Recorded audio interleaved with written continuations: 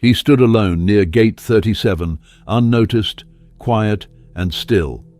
If you passed by him that morning, you wouldn't have looked twice. A simple hoodie, no suitcase, no flashy accessories. Just a man scrolling through his phone, occasionally glancing up at the departure screen. But that man was not just another traveler. He was the president of Burkina Faso, and no one around him had the slightest clue. That morning, in a European airport wrapped in cold air and silence, the leader of an entire nation moved through the world like a shadow, invisible to those who thought they knew how power looked. This wasn't an accident. This was by design. Ibrahim Traore had always believed in walking among his people, not above them. He didn't care for convoys or red carpets or titles whispered into intercoms. He believed leadership meant service, not status. To understand this moment, you have to understand the man. He wasn't born into luxury. He didn't rise through political games. His journey was one of discipline, principle, and quiet strength. A soldier first, and always. Even now, his posture gave it away. Not the stiffness of pride, but the calm control of someone who had seen enough chaos to know how to carry stillness. That morning, while others fussed over upgrades and coffee orders, Traore waited in line like anyone else, offered a warm bonjour to a passing staff member, and sat down without ever revealing who he truly was. He had just returned from high-level meetings in Europe, discussions that reached deep into the future of his continent. Gold, military autonomy, and Africa's independence from foreign influence were all on the table, and he held his own at every one of those tables. But Traore wasn't interested in headlines or applause. He didn't need a welcoming ceremony at the airport or a parade waiting on the runway. What he wanted was something far more personal: to go home, to breathe his country's air again, to be where he belonged. So he chose to fly commercial. No diplomatic lounge, no flag pinned to his chest, no announcement to the airline staff. Just a boarding pass in his hand and a mission in his heart. As the Air France boarding call echoed through the terminal, Traore quietly joined the line, nodding at the crew and stepping into the cabin like any other traveler. He wasn't trying to be mysterious. He just didn't believe leadership should mean separation. In his eyes, proximity to the people was power, but others didn't see it that way. They measured power by wristwatches, by accents, by skin color and tailored suits. And soon, that quiet decision to walk unnoticed among them would test the values of everyone on that flight. He found his seat, 2A, business class, next to the window. He didn't recline, didn't ask for champagne. He simply sat, looked outside, and waited. The sky was still waking up, soft with morning light. He could have been anyone. And in that silence, something was already beginning to unfold. Something that would reveal the deep fractures of perception, entitlement, and prejudice that still haunt even the most modern spaces. Because sometimes the most powerful person in the room is the one no one notices, and that's exactly how he wanted it, until someone tried to take his seat. At the other end of the terminal, while President Traore sat in silence, a very different kind of energy entered the scene. A tall, sharply dressed French businessman arrived flanked by two assistants, his shoes clicking confidently against the polished floor. He carried himself with the ease of someone used to being treated as the most important person in every room.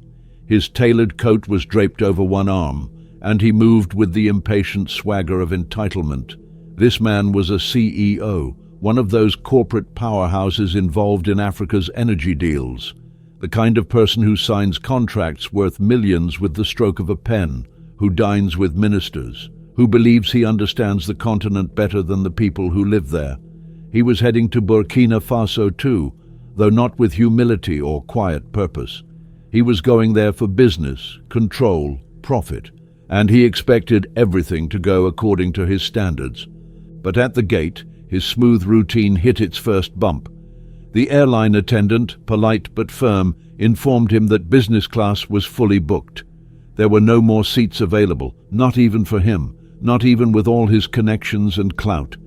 His jaw tightened. He didn't yell, not yet, but the disapproval was written all over his face. "I am a strategic partner in several critical African development initiatives," he said, as if those words should unlock a seat. He reminded them of his VIP status, dropped names, companies, affiliations. But the boarding staff remained calm. Business class was full. Facts were facts. His assistants started whispering. Phone calls were made. A manager was summoned. Passengers already inside the aircraft had no idea that a storm was building outside.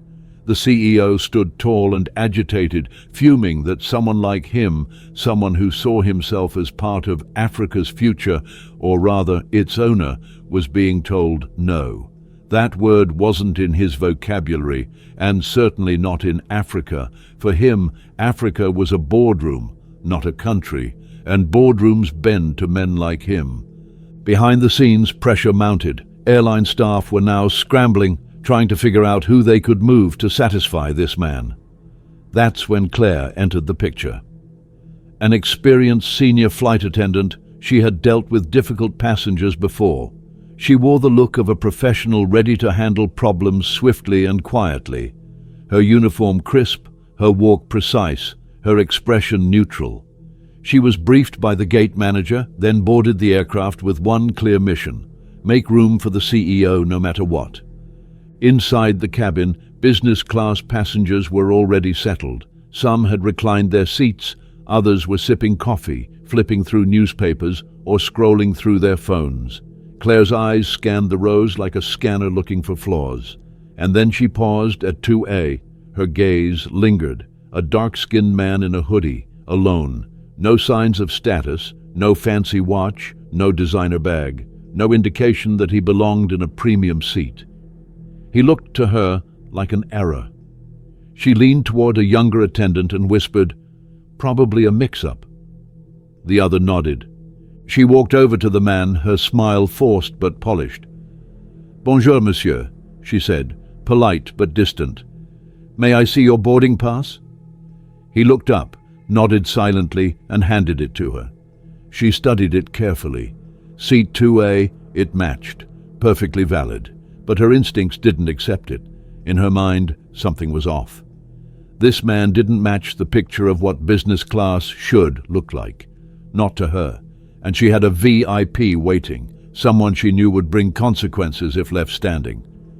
She handed the pass back, then smiled again, this time with a carefully chosen tone.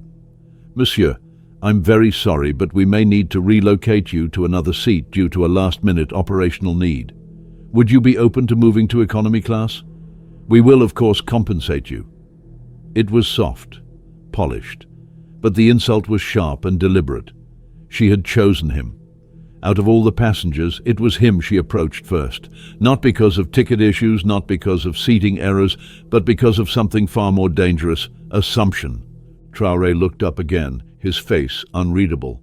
"Why me?" he asked, calm as ever. Claire's smile wavered for a split second. "No specific reason," she replied quickly. "We just need to make room for another guest." Another guest. That phrase hung in the air. Guest. More important, more deserving. She didn't say it out loud, but it didn't need to be said. The meaning was clear. He didn't raise his voice. He didn't flash his title. He just nodded slightly and said the words that would begin to shift everything. "No. I will remain in my seat." Claire's expression didn't change, but inside, the tension climbed. She wasn't used to being refused, especially not by someone like him. Especially not by someone who didn't look like a person who had the power to say no. She took a breath, tried again. "Sir, this is for operational reasons. It's very important." But Traore didn't flinch.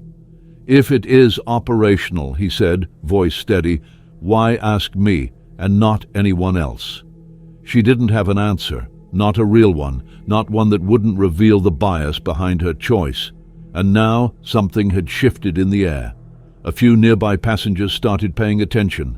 Eyes glanced over laptops. A man folded his newspaper and listened. They could sense the tension, but no one spoke. Not yet. Claire excused herself and walked briskly toward the cockpit, her posture tighter than before. She needed a new plan, one that didn't involve the man in 2A quietly refusing to disappear. because in her mind, he wasn't supposed to be the one making the decisions. He wasn't supposed to be anyone important, but she had just made a mistake. And the ripple effect of that moment was about to grow into something far bigger than a seating dispute. Claire returned from the cockpit with her composure rehearsed, her posture rigid, and her decision made.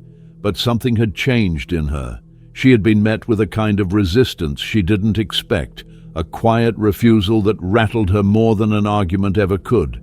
In her mind, this should have been a simple fix. She would politely ask, and the man would comply. That's how it usually went. But this man hadn't folded. He hadn't raised his voice either. He hadn't called attention to himself. He had simply drawn a line, calmly, clearly, and without fear. And now that line was beginning to disrupt the entire flow of the flight. She wasn't ready to back down. So she made a choice, one she wouldn't be able to take back. She began walking through the business class cabin again, but now with a very specific pattern. She paused at another passenger, a young African man, maybe in his late 20s. No suit, no briefcase, just a sweater and headphones around his neck. Claire smiled the same smile. "Excuse me, sir, may I see your boarding pass?" He blinked, confused but cooperative. She studied the card, then offered the same explanation.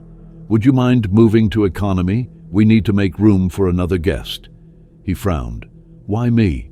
She didn't answer, just smiled. But it was clear. She was scanning faces, not seat numbers. She wasn't looking for volunteers. She was profiling. Across the aisle, another black passenger watched the exchange closely. Then another. You could feel it now, an energy shifting in the cabin. Quiet murmurs, glances shared, a silent awareness passing from row to row. Some passengers lowered their reading material. Others stopped scrolling on their phones. No one spoke aloud, but the tension was growing fast, like a room filling with invisible smoke. Claire, either unaware or unwilling to see it, moved with the same robotic routine to a third passenger. Again, the request. Again, no real reason. Again, the look of confusion and discomfort. And all the while, Ibrahim Traore watched. Silent, still, focused. His face was a mask of calm, but behind it, his mind was processing every detail. Not just what Claire was doing, but how no one was stopping her. How silence allowed injustice to grow. He didn't feel humiliated. He felt resolved. He wasn't watching a simple inconvenience unfold. He was watching a case study of prejudice, entitlement, and the quiet complicity that gives it room to breathe. It wasn't the insult that hit hardest. It was the method, the way the system quietly justified it, wrapped it in politeness, and offered it with a smile. Then came the moment that changed everything. Claire turned to the young man who had just been approached and said, "Sir, please gather your things." That was when Traore stood up, not quickly, not aggressively, but with a presence that changed the air in the room. All eyes turned to him. Even Claire froze. "Enough," he said, his voice low but full. Not loud, but impossible to ignore. Every syllable carried weight. "You are making decisions based on appearance, not protocol. That is discrimination." His tone wasn't angry. It wasn't theatrical. It was something far more powerful. Truth spoken without apology. Claire's lips parted as if to protest, but nothing came out. She wasn't used to being confronted like this, especially not by someone she assumed could be silenced easily. "Sir, I'm going to have to ask you to sit down. Please don't cause a scene," she finally said, trying to regain control. But her voice had changed, less certain now, thinner. Traore looked her directly in the eyes, steady and unblinking. "If I am being asked to move for operational reasons, I ask again, why me and not any of the others?" Around them, the tension cracked open. People were listening. People were watching. The question wasn't just about a seat anymore. It was about fairness, about dignity, about everything that hides behind the quiet policies no one questions. Claire hesitated. She had no real answer, not one that wouldn't expose her bias, not one that would justify why she had targeted only the black passengers in business class. Her silence stretched, and in that silence, something powerful happened. A kind of awareness rippled through the cabin. Some passengers began shifting uncomfortably, glancing around as if suddenly aware of the roles they were playing in this drama. A woman with a laptop stopped typing. A man in a suit lowered his coffee. A flight that had begun in stillness was now charged with a quiet reckoning. And still, Traore didn't raise his voice. He simply stood there, steady as a stone, holding his ground not just for himself, but for every person who had ever been told to move without reason, who had ever been judged before they spoke, who had ever been measured by someone else's assumptions. Claire walked off again, jaw tight, her plan unraveling. She had thought she was managing a seating issue. She didn't realize she was standing on the edge of a moment that would soon go far beyond anything she could control. Claire returned to the front of the cabin, breathing harder now, her grip on the situation slipping with every passing second. She knew she'd miscalculated, but her pride refused to admit it. Her mind was spinning. This wasn't just about a seat anymore. It wasn't even about a policy. It was about control, about maintaining the hierarchy she thought she understood. And the man in seat 2A had disrupted that with nothing but calm words and an unwavering refusal to be moved. She still didn't know who he was. To her, he was just a passenger who dared to speak too boldly, stand too firmly, challenge too directly. And worse, others had seen it. They had heard it. She could feel the weight of their eyes now. But Claire wasn't ready to retreat. She couldn't lose face. So she chose a dangerous path. Doubling down. With a strained smile and clipped tone, she began approaching more passengers. Once again, every single one she selected looked like they didn't belong. One by one she tried again, always with the same excuse, always with that polished apology that meant nothing. And with each attempt, the discomfort in the cabin grew more visible. This wasn't just a pattern anymore. It was a spectacle. One man refused. Another asked to see a supervisor. A third didn't speak, but simply shook his head. And through it all, President Ibrahim Traore remained standing, arms folded, eyes sharp, saying nothing more. He had already said enough.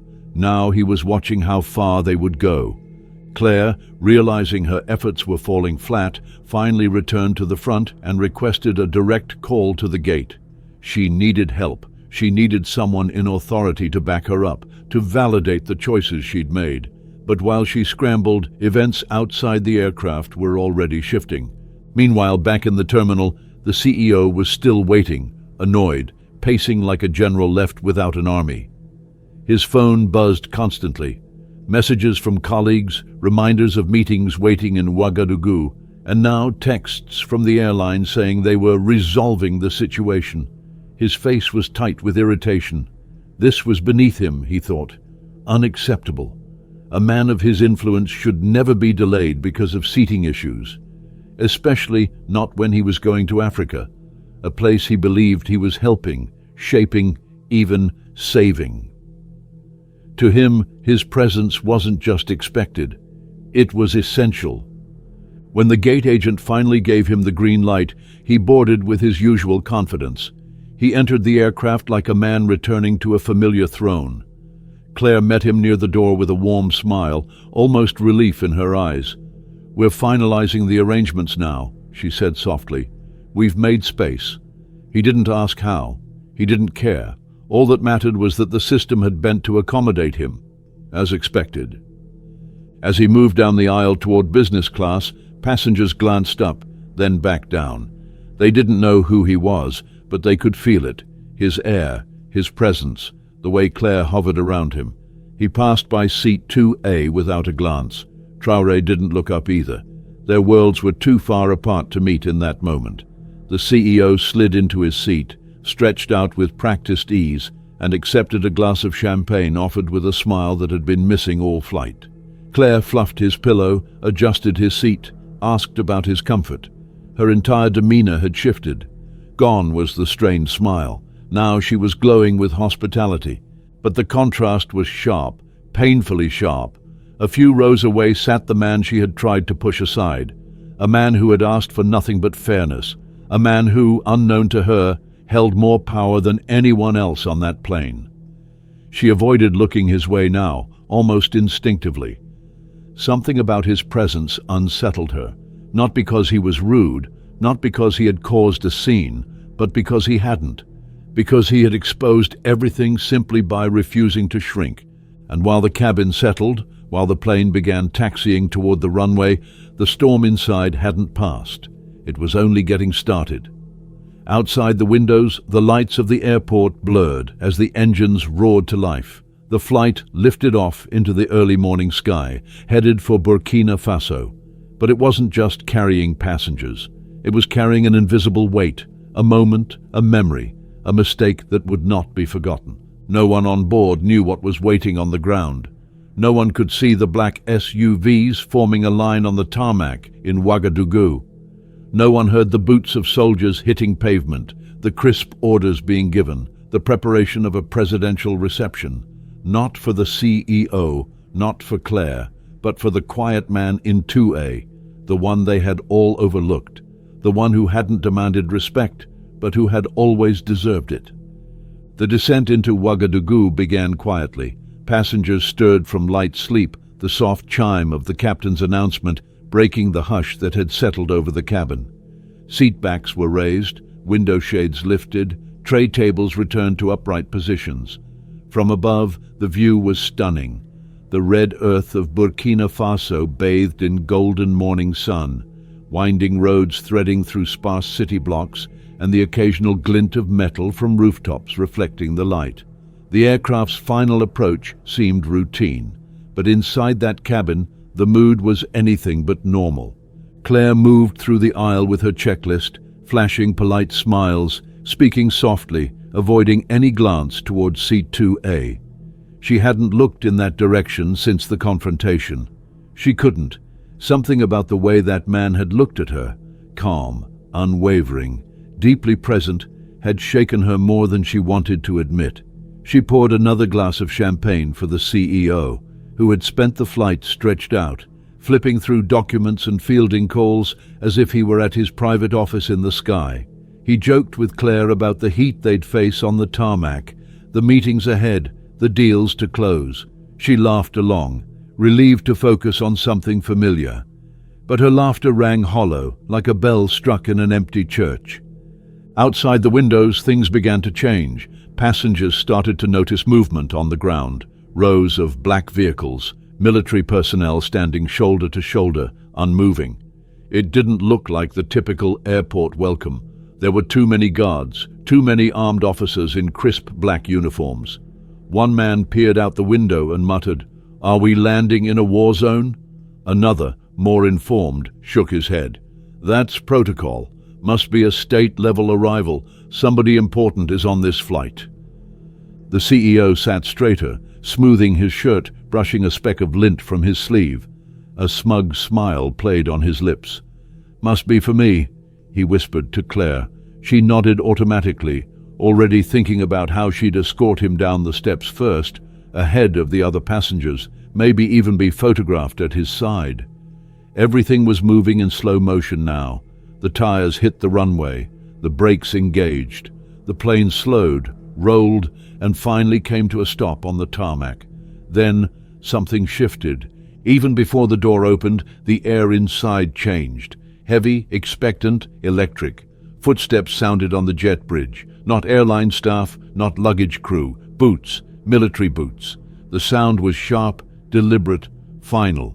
A tall officer in a black beret boarded the aircraft, his face unreadable, eyes scanning quickly as he moved with authority down the narrow aisle.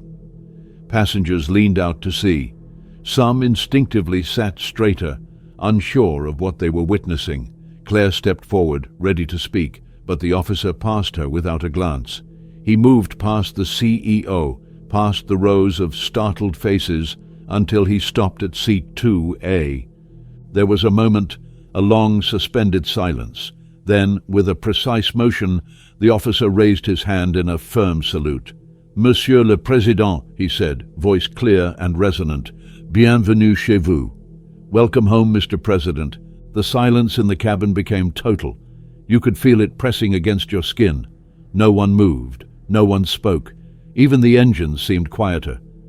Claire's face went pale. Her breath caught. Her eyes flicked between the officer and the man she had tried to displace. Her mind struggling to understand what she had just heard. The CEO shifted in his seat, confusion flickering into disbelief. His jaw clenched. His hand froze mid-motion. Then, slowly, Ibrahim Traore stood up. He didn't say a word. He didn't need to. The truth stood with him.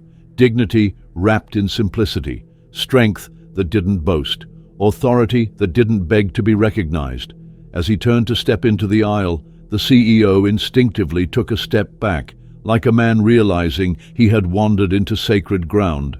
"Président," he stammered, but Traore didn't respond. He gave him a single, calm nod. Nothing more. It was not forgiveness, not anger, just clarity. Then he walked past, steady, shoulders squared, escorted now by his own military men, who moved with disciplined precision. But it wasn't over. Another officer stepped in behind the president, this one carrying a list, eyes fixed directly on Claire. "You and the gentleman in seat 3C, he said coldly, "are to come with us. Now." Claire blinked rapidly, as if trying to wake from a dream. "Wait, what? Why?" she whispered, panic threading her voice. "You are being detained for questioning," the officer replied without emotion. "You have publicly disrespected the head of state on national soil. That is a serious offense." Claire's mouth opened, closed. "I didn't know who he was," she said desperately. I was just following standard procedure." But the officer didn't reply. He turned. Another guard approached. Handcuffs clicked. And suddenly the power she thought she had, the control, the confidence, the calm, evaporated. As they were led off the plane, heads lowered, passengers stared in stunned silence. The same passengers who had watched quietly when Claire had moved through the cabin, choosing who belonged and who didn't. The same passengers who now understood what had really happened. Outside, the sun was blazing. Military vehicles lined the tarmac. Cameras clicked from a distance. Ministers stood waiting in full dress. And beyond the airport fence, a crowd had gathered. They had come to welcome their president home. Traore stepped into the sunlight without a single security guard touching him. He didn't wave. He didn't raise his voice. But the respect was undeniable. His people bowed their heads. His ministers stood at attention. His country had seen how he moved through the world and how the world had treated him when it didn't know his name. Claire and the CEO were loaded into separate black vehicles, surrounded by elite guards.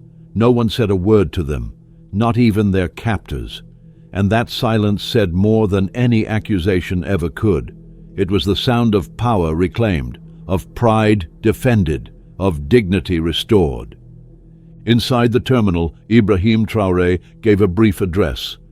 Not to gloat, not to retaliate, but to remind the world what leadership looks like. "In Burkina Faso," he said, "we do not measure a man's worth by his clothing, his skin, or his accent.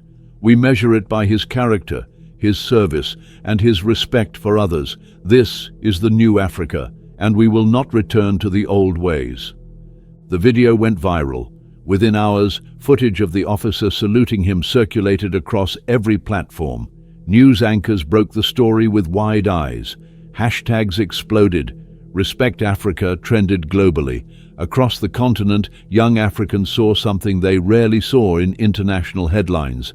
A leader treated with dignity, not just because of his title, but because he demanded it without ever asking. Claire and the CEO faced formal charges, public insult, discrimination, abuse of power. The French embassy tried to intervene. Phone calls were made, but Traore refused to bend. "This is a sovereign nation," he said. "They will be treated as they treated others, with no special privileges, no excuses." And then he went back to work. No press tour, no long interviews. He returned to his office, his people, his purpose. But that flight, that moment, had already become legend. A quiet man in a hoodie had walked onto a plane as an invisible passenger and walked off as the symbol of a continent rising, not because he demanded to be seen, but because he refused to disappear.